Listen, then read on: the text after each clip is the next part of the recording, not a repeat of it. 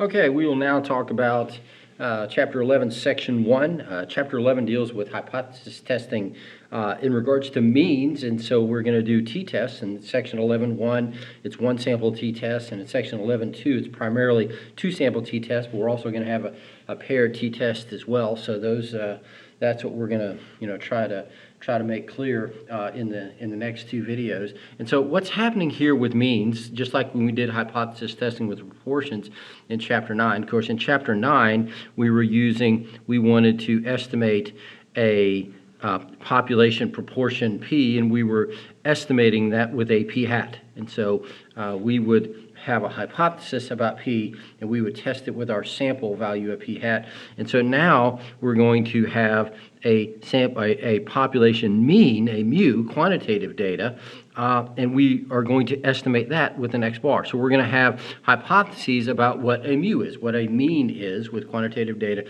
and use X bar to estimate it. And we did this sort of thing in Chapter 7. Remember in Chapter 7 we'd have some hypothesis about a mean, and let's say the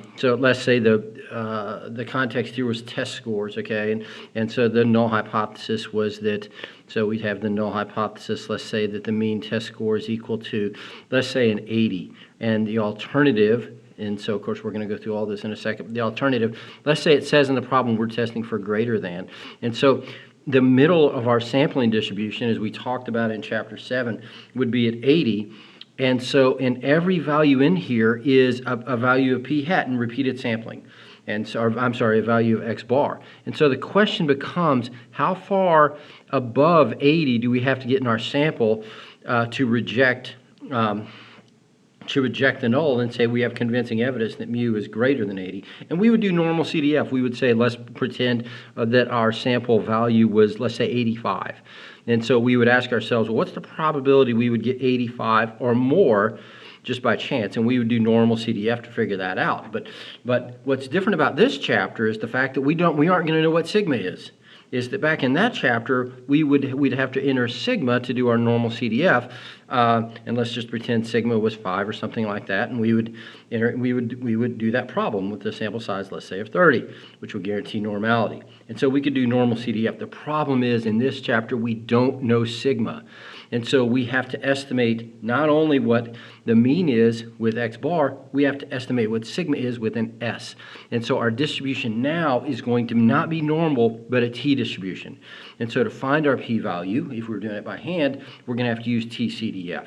And so that is the bit of theory going on behind things. And so let's look at this problem right here, and let's do a one sample t-test. So this says there is a soda dispensing machine in Ted's office. The company that owns the soda machine claims that the machine dispenses 12 ounces of soda on average when the soda button is pushed. Ted wishes to test this. He uses the machine 10 times and carefully measures the amount of soda that is dispensed. Results shown below in ounces. Assume the 10 measurements can be considered a random sample. Okay, a random sample of all the machine dispensing. So that 10 is our sample size, N. Perform a test of significance to see if there's evidence that the machine is dispensing less than 12 ounces on average. And so here we go. So we're asked to do a test. The test of significance, same thing as a hypothesis test. So we have to do the THAME acronym. So we got to state the type of inference, our hypotheses, our assumptions, our conditions, our mechanics, and our ending. Very similar to what we did in Chapter 9 with proportions, but now we're doing it with means. So the first thing is the name. And so here's the name of what we're doing. This is called a one sample t-test for a mean. And so you have to say that. Actually, you could get away with not saying it if you wrote the formula down, but go ahead and write that. You have to say one sample t-test for a mean. All right, the next thing is the hypotheses. And so this is what our hypothesis is going to look like. So your H sub O, your null hypothesis, colon, and you're going to say mu is equal to 12, whatever the claim is. So the claim in the problem that we're testing against is that it is dispensing 12 ounces. So your null hypothesis in this section is always going to be that mu is equal to something. Okay, and you have to define what mu is. Mu is the mean of all the machine dispensings in ounces. Okay? The alternative is what you suspect might be true. All right, just like very similar to chapter 9. And so in this case, we're testing to see if we have significant evidence of less than, so we go less than. Okay? Now, if it doesn't say we suspect less than, we suspect greater than, then you would go with not equal to, a two-sided test. So that's how you do your hypotheses. And if you're not good at writing the Greek letter mu, you could just write the word mean, or you could write mu for mu. Anyway, but whatever it is, make sure and define what it is. So those are the first two things. Very similar to sort of what we've done before. And the same thing with the assumptions. The assumption is sin. Very similar to what we've done before. As a matter of fact, they're identical to the last chapter, chapter 10, in regards to intervals with means. So the first thing of our sin is it random? And so it says the 10 readings are considered a random sample, so random conditions met. That's always going to be a condition. So I think most of y'all are getting pretty good at saying that by now. And so that's what you have to say. So random or SRS. We have to have independence. Our population size has to be at least 10 times our sample size. And then so you'd have to, in this case, there's really basically an indefinite number of readings in your population, so you sort of don't have to check this because we aren't doing sampling without replacement here. So you could get away without doing that. But look, all these questions that we've had in the past few chapters, in regards to the assumptions and conditions and our ending, they're still game. In other words, it could ask you about a random sample. Why do we do a random sample? It gives us a representative group to study, and it evens out the influences of variables that could exist. Why do the population size has really 10 times the sample size? So our formula for standard error will work and we'll have independence. And that applies when we're using sampling without replacement. And then normalities. It's the same as the last chapter. There's three things in this chapter we can have normality. Number one, if your sample size is bigger than 30. Number two, if it says up in the problem that things vary approximately normally, it doesn't have either of those things here. So we don't have either of that, so what you have to do is graph the sample data. And so I graphed it, and as long as they're not outliers or strong skewness, we are going to say that normality is reasonable. And so you look at this, make sure to label and scale it, and so you would just say there's no outliers nor strong skewness, so normality is reasonable. So that's identical to what we had in the last chapter. So all those problems in regards to the last chapter, or really the last few chapters, all those questions about assumptions or conditions are still game. All right, so let's talk about, all right, I'm going to show you how to do this by hand. So your mechanics. Yes, there's a shortcut on your calculator, and all you have to write down is your t-test statistic, your degrees of freedom, and your p-value. But in your mechanics, so let me just go ahead and write this out for you. All right, here is our formula for our test stat. So our test stat, okay, let's look at our formula sheet. It is a T, okay, on your formula sheet, all right, for a standardized test statistic, which that's what it is. It is statistic minus parameter over standard error of the statistic. Our statistic is x bar. Our parameter is mu. We don't know what mu is, but we're going to use mu naught, the hypothesized mu's, to estimate for it. And then the standard error of the statistic. Well, what's that? Well, we turn over to the next page. It's the same thing it was in the last chapter. So if you look on the middle of this, standard error of the sample statistic, S over the square root of n. And so that's what it is for the next section, by the way. So we can write down our formula here. It is statistic minus our parameter. We don't know what it is, so we'll use x sub naught, or mu sub naught. Mu sub naught is that thing. It's the hypothesized mu. It's 12. Okay, so that's what we call mu sub naught. And then over S over the square root of n. Okay, well, how can I figure out those values? Because many problems, it'll give you the stats. It'll give you those values, but it doesn't here. So this is what we will do. So we will put these in list 1. So we'll go stat and edit. And so I put these values in list 1. And then I'll do one variable stats, and that'll tell me the mean and standard deviation so I can do the problem. So I go stat, calculate one variable stats of list 1, frequency list, leave it blank, and calculate. And so that gives me my x bar of 11.79. So I can just write this down. This will be 11.79 minus my hypothesized value, which is 12. The S is that thing. The sample standard deviation is 0.2283, we will say. So it's 0.2283 divided by the square root of my sample size 10. So when you do that, So when you do that, you would get, so let's see, you would get negative 2.909. Okay, and so that is my t-test statistic. So that is the first number that has to be in your mechanics. The second number is your degrees of freedom. It is equal to n minus 1, the sample size minus 1, so it is 9. That identifies, just like last chapter, it identifies which t-distribution we're working with. Okay, and then lastly, to find the p-value. So to find the p-value, we can do TCDF. So we'll do TCDF using our t-test statistic. Now the question is, are we going to go greater than that or are we going to go less than that? And that's what the alternative tells us. The alternative is less than, so I'm going to go less than negative 2.909. And so that would be from negative infinity to negative 2.909, and then put your degrees of freedom equal to 9. That's what you have to enter in. If this had been greater than, then you would go greater than that. You would go negative 2.909 to infinity. All right, so and so when we do that, we would get, as it turns out, we would get point. So our p-value. So our p-value is approximately equal to 0.00867. And let me show you where TCDF is on your calculator. So if you go second distribution, like you were going to normal CDF, second distribution, so you go to TCDF. And so you go negative infinity and hit the negative sign, not the minus sign. Hit that thing, negative, and then just go negative 9999999 like that. That'll work.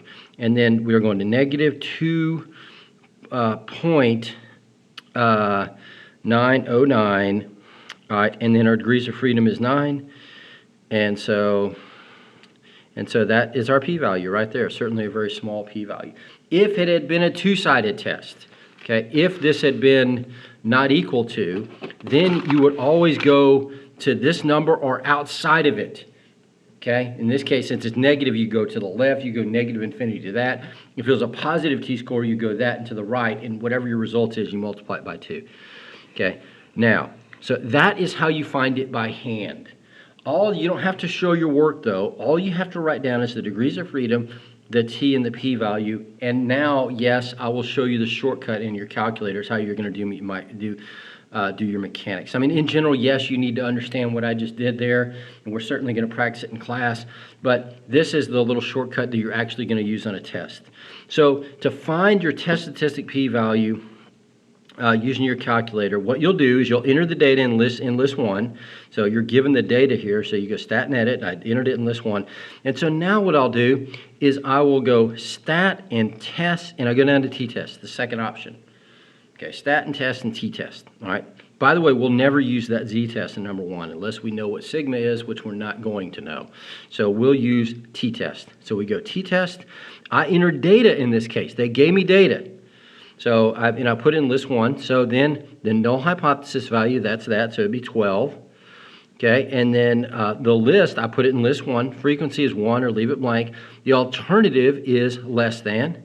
So I go like that and I go down and hit calculate. And there it is.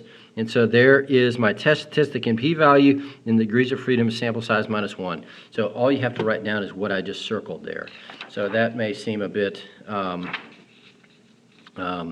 I don't know, maybe I could explain that quicker, but that's what it is. And then the last thing you do, so that's in the mechanics, and then the ending is just like the endings we had in chapter 9. Okay, if the p-value is low, we reject the null. And how low below the alpha? We are not given an alpha in this problem, so we assume it's 0.05. And so this p-value is less than 0.05, so I reject the null. This is convincing evidence that the mean of all the dispensings is less than 12.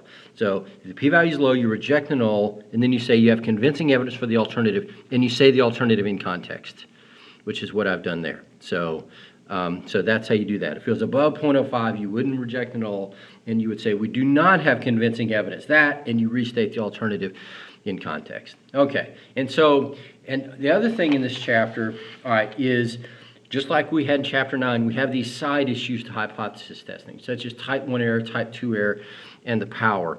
And you still have to know all that stuff. You will still be asked about it. So a very common question after you do a hypothesis test is, what sort of error could you have committed? Because whenever you reject or fail to reject the null, you could have committed a type of error. In this case, we rejected the null. Okay, so we did reject it, and we're asked about type 1 error. Remember, I encourage you, what I do is I always say, whenever I'm asked about type 1 or type 2 error, I always say to myself, 1 is hot. 1 is hot. And that tells me that in type 1 error, the null is true. And it's an error, so I rejected it. But I rejected it. Okay? And then, of course, type 2 error would be that the null is false and I failed to reject it. But in this case, we rejected the null. Okay, so I could have committed type 1 error. So this could have been type 1 error. If the null is true, we would have incorrectly rejected it here. So, and we'll review that more in section 2, actually.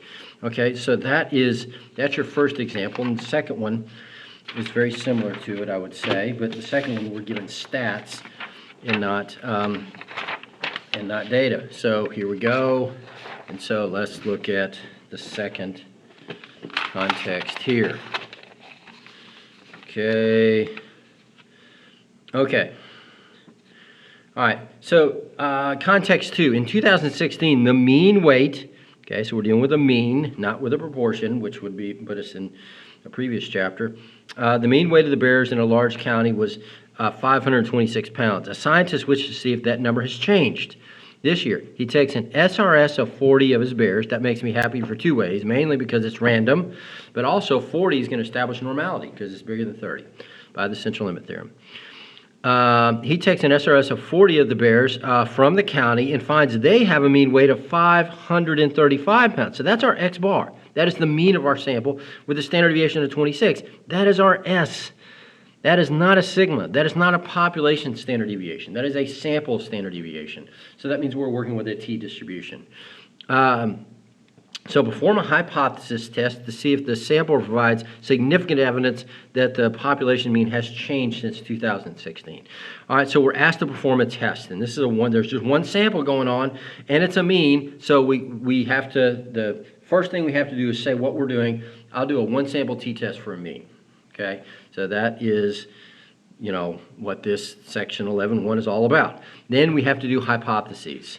So our null hypothesis, here's our hypotheses, is the null hypothesis is always status quo or whatever's claimed. We're going to assume it's true, but it's always going to be mu is equal to something.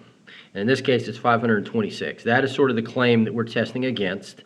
Mu is the mean weight in pounds of all the bears in this county currently. Okay, so that is what we're estimating. Okay, the alternative is what we suspect might be true of what we're testing for. Nowhere up here does it say we suspect it's greater than or we suspect it's less than. It just says different. Okay, it just says if it's changed, if it doesn't. Now, and it's wrong, by the way, to look at the sample and say, hey, the sample mean was bigger, so I'll go greater than. You can't do that. You have to have a reason for going greater than or less than. Since we don't have a reason here, we do a two-sided test. In other words, not equal to. All right, and so then we do our sinning, as we've been doing for a few chapters now. It says an SRS was taken, so random conditions met. All right, there must be at least 400 bears in this county for our population size to be at least 10 times our sample size, because we're not using replacement here. And so every time we take a bear out of the population, we're changing it slightly. But as long as the population is big enough, it doesn't matter. Okay, not significantly. And how big does it have to be? At least 10 times the sample size. So there has to be at least 400 bears in here to establish independence, and so we can use our formula for our standard error. Okay, and then in this case, this is all right. Our sample size is 40, is greater than or equal to 30. Make sure that you note that it is greater than or equal to 30, and then by the CLT, by the central limit theorem, normality is met. That's the quickest way you can say that. And the way that will be asked in a multiple choice question, it's like it was last chapter, and the chapter before that, it's going to be, what is the consequence of the sample size being bigger than 30? And the right answer is going to say, the sampling distribution of the sample mean will be approximately normal. Okay? So, but the quickest way you can say it here is just normalities met. All right, and so then we'll do our mechanics. And so here is the values. Let me show you how to do that with your calculator. So you could do them by hand, just like I did on that last problem, okay? And you sort of need to understand that, but you can use your calculator to do this anytime you're given a problem like this. And so here we go. So what we will do is we will go stat, and we will go test, and we're going t-test. Now, in this case, we aren't given data. We weren't given the list of numbers. We were given stats, if you look up in the problem. And so those stats were, my x bar was 535, right? Well, anyway, I'm given stats. The null hypothesis value this time, so the null hypothesis value is 526, so I go 526, okay? The x bar was 535, right? The sample standard deviation is 26, so I go 26. And then the sample size is 40. So make sure you understand what those notations mean. All right, and so this one's the alternative. The alternative in this case is not equal to. It's a two-sided test. So if we were using TCDF to find the p-value here, we'd have to multiply it by 2. All right, and so then we go calculate. And there's the two big numbers we need. There's our t-test statistic. There is our p-value. And then, of course, degrees of freedom is n-1, which would be 39. And so, so that's what that is. So there is all the mechanics we have to show. You have to show all three of those numbers, okay? And you have to label them properly. So there's the mechanics, and then of course our ending is interpreting our p-value, our ending is stating a proper conclusion with our p-value. In this case, once again, we have a low p-value. The p-value is low, you reject the null. How low does it have to be? Below alpha. Now, we weren't given an alpha here, so we use 0.05. So we use 0.05, so you'd say this p-value is less than 0.05, so I reject the null. Thus, there's convincing evidence that, and you restate the alternative in context. We have convincing evidence that the mean weight of all of the bears in the county currently is not equal to 526 pounds. That's the proper way of saying that. If you had a high p-value, you would not reject the null and not have convincing evidence that the current mean weight of all the bears in this county is not equal to 526. So some of y'all got really good at making that statement in Chapter 9. So anyway, so hopefully you'll continue with that. So, okay, and so that is really the heart of Section 11.1. But we have these side issues. Like the last problem, type 1, type 2 error. So let's talk about some of those. All right, so here's one you may recall, making the connection between a confidence interval, all right, and a p-value and hypothesized value. So create a 95% confidence interval for the mean weight of all the bears in the county in context 2, and comment on the connection between the interval, the hypotheses, and the p-value. So first of all, let me remind you how to make the interval.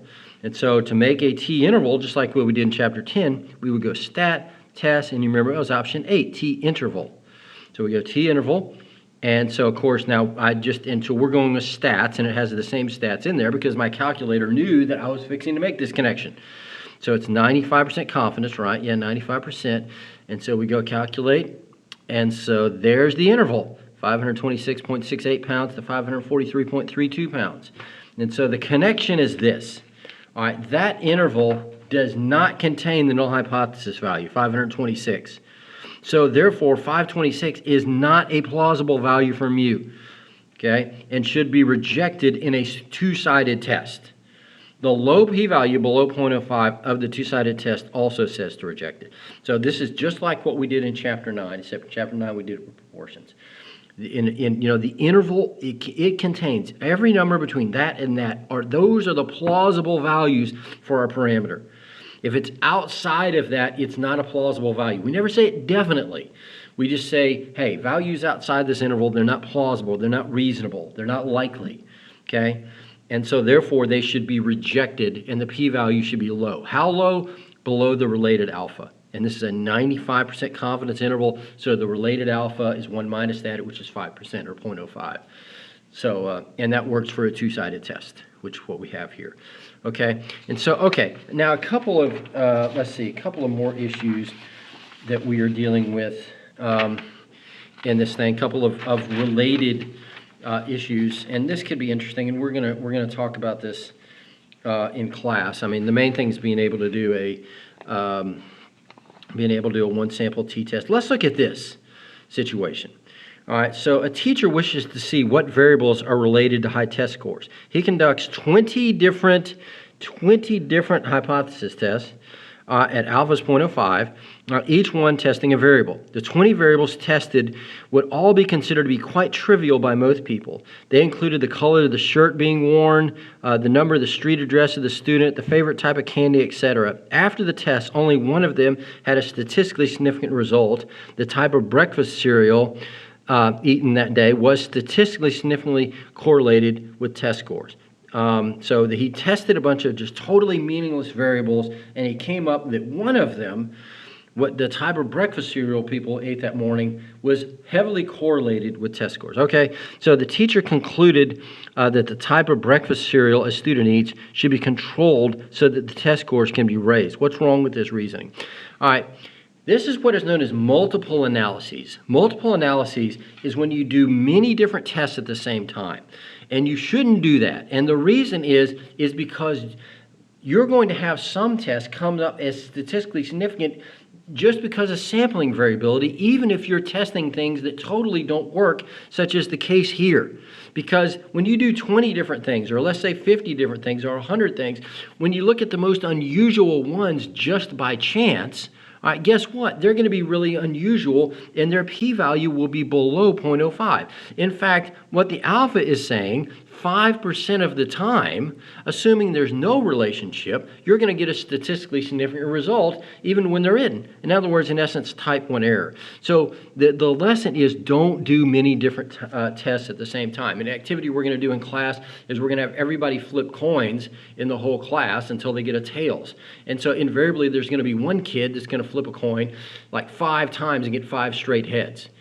And so I'm going to be like, oh, this kid can magically flip the coin a bunch of times and get heads. Well, that's not true. It's just that when you do many different things at the same time and you look at the most unusual one, guess what? It's going to be unusual. And so this is the way we would describe this situation. This is multiple analyses. In other words, don't do multiple analyses doing many tests at the same time. Don't do that. Okay? When 20 tests are done at the same time, it is expected that one of them will be statistically significant result just by sampling variability. Because, hey, 0.05 is 1 out of 20. And so when you're doing 20 different tests, all right, and your alpha is 0.05, there's one chance out of 20 that one of them is going to be really unusual just by chance. Okay? So, and then the lesson is further testing needs to be done on any statistically significant result. And so there's a lot of research going on in this country. And so a lot of times when you have all these tests going on and you can have some of them that are statistically significant and you get all excited about them because you appear to have something that works. But what's got to happen is once something comes up as statistically significant, you have to do further testing on it. So that's kind of a short synopsis of multiple analyses. And then lastly, we have this situation where we have to figure out how big our X bar has to be in order to reject a null hypothesis. So Padraig wishes to see if there's a statistically significant evidence that the mean weight of his potatoes is greater than 25 ounces. He uses the hypotheses below. He takes an SRS of 40, so there's our sample size, of the potatoes and finds their mean weight. What value of the sample statistic X bar would cause Padraig to reject the null hypothesis if the sample standard deviations is 6. So that is S. The sample standard deviation, that is S. That is not sigma. And then alpha is 0.05. So when we did a problem similar to this before in Chapter 9, and we talked about a little bit in Chapter 7, and so the concept that we talked about was this. Okay, let's assume that 25 is true. Okay, let's assume that that is in essence the center of our sampling distribution. And here's all of our possible values of X bar. And then our alternative is greater than. So how far above does our X bar have to be in order to reject this? All right, and so our alpha determines that. This is saying we're rejecting the top 0.05 of our curve. And so what we would do is we would do normal CDF. Well, the problem here is we're using two estimates. we're using S and X bar. That creates more variability, so we have to use a t-distribution. And so here's this problem. And so what we would do is we have a t-distribution with 39 degrees of freedom, all right, and we need this point here. This is saying we are going to reject the upper 5% because that's our alpha value, because this is greater than. This was not equal to, by the way, it'd be 0.025 on each tail. And so the question is, how can I figure out this value here that is at the 95th percentile? If 5% is to the right of it, that means 95% of this left. And that's what is to the left. And so that's what we use inverse t. And so inverse t, let me remind you, is we go second distribution, and we would go inverse t, and it always works with the left-hand area, which is 0.95 here. And our degrees of freedom is 39 because our sample size is 41. And so we go like that. And so our t-score is 1.685 approximately. And so there's my t-score that is at this point. And then we can use the formula for t-score. All right, we can use the formula for t-score to find the x bar that goes there. We know that if we get a t-score anything greater than 1.6489, we're going to reject the null. And so here's our formula for our t-score. And so we plug in the values given from the problem, and we solve this for x bar, and we get that x bar is 26.598. So anything bigger than 26.598 ounces would cause us to reject the null. And I had said that the last thing, but there's actually one more little thing I want to talk about, and that is this. There is a difference, okay, between something that is statistically significant and practically significant. So, like if we go back to that first example where it was talking about the drink dispensings, and we were testing to see if it made sense that if the mean dispensing was 12 ounces, and in our sample we got 11.79, and we get a low p-value, very low p-value, so we reject the null. And that's what we call statistically significant. Practically significant means this. Practically significant means it makes a big difference in the context. In other words, okay, we definitely got less than 12, but did it really matter in that setting? Is it really a big deal that people get 11.79 ounces as opposed to 12 ounces? And maybe it does, but quite possibly it doesn't. You might say to yourself, well, the machine's only dispensing 11.79 ounces, and no one's going to notice that. And for us to change, we would have to go to great expense to change our machine to get it to work. So maybe it is statistically significant, a low p-value, but it's not practically significant. Another example of that would be we did a hypothesis testing where they were testing the number of potato chips in a bag of potato chips, and they wanted the mean to be 100, and then they were testing to see if it was less than 100, and they got an x bar of 98, and it ended up having a small standard deviation and got a low p-value. The p-value was like 0.021 or something, so we rejected the null. And so that was definitely statistically significant, but was it practically significant? In other words, does it really matter in people's bags of potato chips that they just get 98 chips as opposed to 100? And would they really notice? And if we said, oh, we need to change this, we'd have to change our manufacturing process, and it costs us all this money, so it's not worth it. Even though it is statistically significant, it's not practically significant. Okay, that's it. That's really everything that can happen to you, I would say, in Section 1. I wish you the best.